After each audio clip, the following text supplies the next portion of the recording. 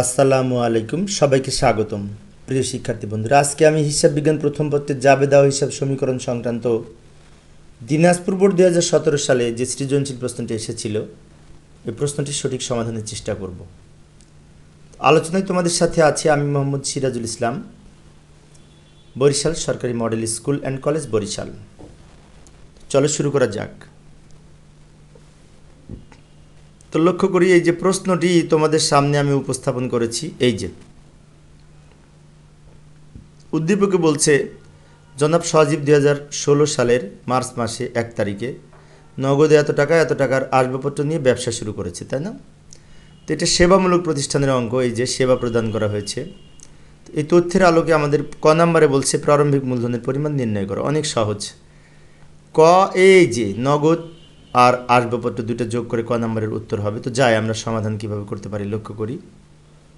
এই যে এইভাবে ছক অঙ্কন করতে পারি। প্রারম্ভিক মূলধনের পরিমাণ নির্ণয়, বিবরণ, বিস্তারিত টাকা, পরিমাণ টাকা। এবং এই 1 তারিখের দুইটা সম্পদ নিয়ে ব্যবসা শুরু করেছে, নগদ এবং আসবাবপত্র। এই দুটো যোগ করে প্রারম্ভিক মূলধন হবে। যেমন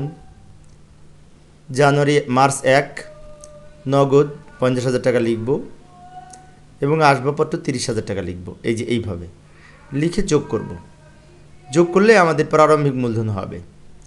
অর্থাৎ 1 তারিখে যা যা নিয়ে ব্যবসা শুরু করে সেগুলো হচ্ছে আমাদের, অর্থাৎ 1 তারিখে দুইটা সম্পদ নিয়ে ব্যবসা শুরু করেছিল, ওই দুটো সম্পদ যোগ করে আমাদের প্রারম্ভিক মূলধন হবে। তো ক নং শেষে আমরা এবার খ নম্বরের সমাধান করব। খ নম্বরের হিসাব সমীকরণের ছক অঙ্কন করতে বলেছিল, তো এইভাবে আমরা ছক অঙ্কন করতে পারি। আমি সময় সেভ করার জন্য একটু পূর্ব থেকে আমি ছক অঙ্কন করে রেখেছি, যাতে তোমাদের সময় সেভ হয়।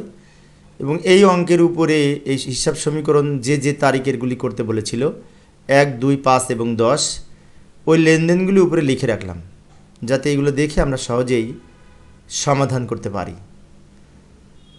ছক অঙ্কন করার ছকের বাম দিকে লিখব তারিখ, এখানে উপরে লিখব এ বা সম্পদ সমান দায় প্লাস মালিকানা সত্ত্ব, অর্থাৎ এল প্লাস ও ই। এবার সম্পত্তিতে কী কী লিখবো? এই যে নগদ আছে, নগদ লিখব। তারপর ধারে সেবা প্রদান করা হয়েছে, সেজন্য প্রাপ্য হিসাব লিখব। তারপরে কি আছে? আসবাবপত্র আছে, এই যে আসবাবপত্র আবার নতুন কিনেছে, আসবাবপত্র লিখব।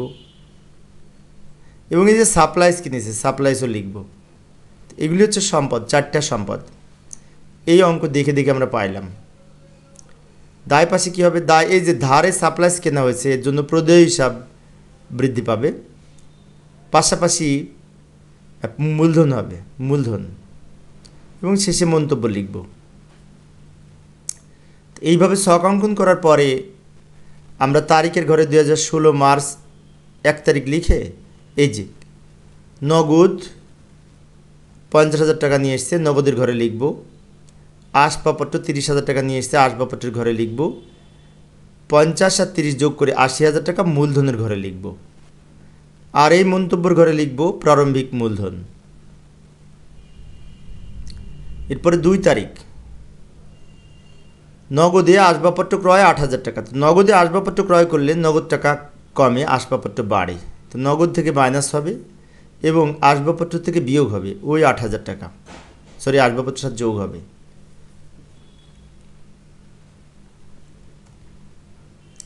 এবার আসি 2 তারিখ। 2 তারিখে কী বলেছিল?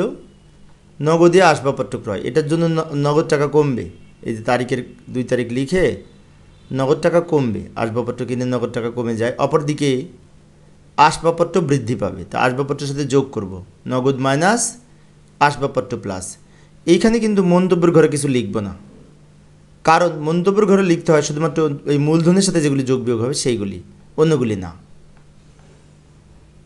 এবার 5 তারিখ বাকিতে সাপ্লাইস ক্রয়। তো সাপ্লাইস ক্রয় করলে সাপ্লাইস সম্পদ বৃদ্ধি পায়, এই সাপ্লাইসের ঘরে প্লাস করব, যেহেতু সাপ্লাইস কেনা হয়েছে। অপরদিকে ধারে কেনা হয়েছে, মানে কি বাকিতে কেনা হলে পাওনাদার বা প্রদেয় হিসাব বাড়ে, তাই এই প্রদেয় হিসাবের সাথে যোগ করব, অর্থাৎ সাপ্লাইস প্লাস প্রদেয় হিসাব প্লাস। তো এবার 10 তারিখটা পড়ি।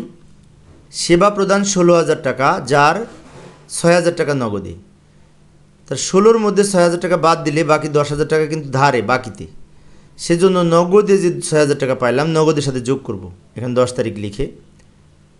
আর 16,000-এর মধ্যে নগদ 6,000 পেলে এখনও বাকি থাকে 10,000, যেটি প্রাপ্য হিসাব বাড়বে, দেনাদার বাড়বে।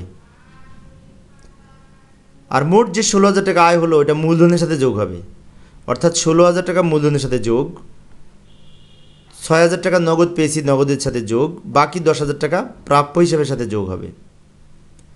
এবার আমরা মোট লিখে সব যোগ বিয়োগ করব। এই যে 50,000 থেকে এটা প্লাস মাইনাস করে এটা প্লাস করে আমরা পাবো সম্ভবত এই 48,000 টাকা।